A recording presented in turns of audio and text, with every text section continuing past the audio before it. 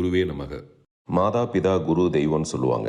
ஆனால் என்னை பொறுத்த வரைக்கும் மாதா பிதா தெய்வம் plus cinema is equal to குரு. நாம் ஒருத்தரை குருன்னு தேர்வு செஞ்சதுக்கப்புறம் அவரை மறுபடியும் தேர்வு செய்வதற்கோ அல்லது விமர்சனம் செய்வதோ தேவையில்லாதது. இது தேர்தல் களத்திற்காக மட்டுமல்ல, எக்காலத்திற்கும். புரிஞ்சிருக்கும் நம்புறேன். இந்த தேர்தல் தவிர்க்கப்பட்டிருக்க வேண்டிய ஒன்று. அறிவிக்கப்பட்டிருந்தாலும் தலைவராக திரு பாக்யராஜ் அவர்கள் ஏகமனதாக தேர்ந்தெடுக்கப்பட்டிருக்க வேண்டும் என முயன்றவர்களில் நானும் ஒருவன், இன்னும் பலர். அந்த பலரில் சிலர் மாற்று அணியில் இன்றும் இருக்கிறார்கள். இதை எதற்காக குறிப்பிடுகிறேன் என்றால், என் குருநாதர் மீது அனைவருமே ஒருமித்த மரியாதை வைத்திருக்கிறார்கள். ஆனால் இப்படி இரு அணி ஆனது என்பது சந்தர்ப்ப சூழலின் திருவினை. மக்கள் திலகம் எம்ஜிஆர் அவர்கள் வாரிசு என திரு பாக்யராஜ் அவர்களை அறிவித்த பிறகு அவர் கலந்து கொண்ட முதல் மேடை 1000 விளக்கு தொகுதியில். அப்போது அவர் பேசும்போது எதிர்க்கட்சி தலைவரான கலைஞர் அவர்களுக்கு வணக்கம் தெரிவித்து விட்டுதான் தன் பேச்சை துவங்கினார். அப்படிப்பட்ட பண்பான பள்ளியிலிருந்து வந்தவன் நான் என்பதால் என் அன்பிற்குரிய நட்பிற்கினிய பெப்சி என்ற 24 சங்கங்களின் தலைவராக திறம்பட செயல்பட்டு கொண்டிருக்கும் திரு செல்வமணி அவர்களுக்கு என்னுடைய முதல் வணக்கம். மீதி வணக்கம் மரியாதைக்குரிய வாக்காளர்களுக்கும் இத்தேர்தலில் இரு பிரிவிலும் நிற்கும் வேட்பாளர்களுக்கும். இங்கு நிற்பவர்கள் அனைவரும் என்னுடைய நண்பர்கள். ஒரே ஒருவர் மட்டும் என்னுடைய குரு.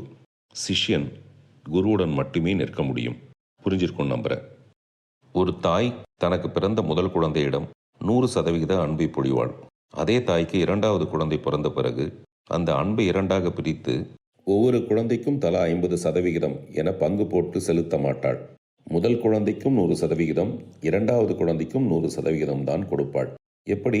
மொத்தமே 100% தானே, அது எப்படி 200% ஆகும்? கணக்குப்படி இது தவறுதான். ஆனால் சென்டிமெண்ட்ஸ் என்று வந்த பிறகு மேத்தமெட்டிக்ஸ் என்ற கணக்கு அடிபட்டு போகிறது. அந்த கணக்கு போலவே தான் பொதுவாக தேர்தலில் ஒருவர் வெற்றி பெற்றால் ஒருவர் தோற்றவர் ஆவார். ஆனால் இந்த இயக்குநர்கள் தேர்தலில் ஒருவர் வெற்றி பெற்றால் இன்னொருவர் தோற்றவர் ஆக மாட்டார். எந்த ஒருவர் வெற்றி பெற்றால், என் குருநாதர் திரு கே பாக்யராஜ் அவர்கள் வெற்றி பெற்றால் தோற்பது இங்கு அனாவசியமாக ஏற்பட்ட போட்டியும் பொறாமையும் தானே தவிர என் நண்பர் திரு செல்வமணி அல்ல. ஏனென்றால் அவர் ஏற்கனவே 24 சங்கங்களின் தலைவராக இருப்பவர். அந்த தகுதியும் அந்த மரியாதையும் என்றும் குறையாது. அவரை யாராலும் தோற்கடிக்கவும் முடியாது. ஆனால் ஏற்கனவே 24 சங்கங்களுக்கு தலைவராக இருக்கும் ஒருவர் ஒரே ஒரு சங்க தேர்தலில் வெற்றி பெறுவது ஒன்றும் பெரிய காரியம் அல்ல. அப்படி வெற்றி பெறும்போது இயக்குநர்களின் இமயம் நம் மரியாதைக்குரிய திரு பாரதி ராஜா அவர்களின் சிஷ்யன், இந்தியாவின் பெருமை, நமக்கெல்லாம் வழிகாட்டி, எழுத்தாளர்கள் சங்க தலைவராக தராசின் நடுமுள் கூர்மையுடன் சிறப்பாக பணியாற்றியவர் எனக்கு மட்டுமல்ல, அவர் குரு. அப்படிப்பட்ட திரு பாக்யராஜ் அவர்களை தேர்வு செய்யாமல் அவரை அவமரியாதை செய்ததாக ஆகிவிடும். அந்த குற்ற உணர்வு கடைசி வரை நம்மை விட்டு போகாது.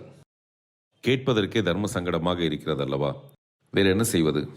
ஒரு அதர்ம சங்கடத்திலிருந்து வார்த்தைகளை கடத்தி வந்து அட்லீஸ்ட் அதை தர்ம சங்கடமாகவாது மாற்றுகிறேன்.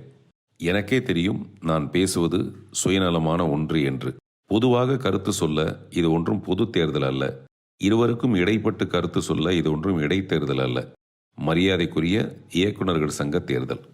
இந்த தேர்தல் அறிவிக்கப்பட்டதிலிருந்து தேவையான அளவு தேவையில்லாத மன கஷ்டங்கள் ஏற்பட்டுவிட்டது. செகண்ட் ஆஃப் என்ன கதை நடக்க போகுதுன்னு முன்கூட்டியே தெரியும்.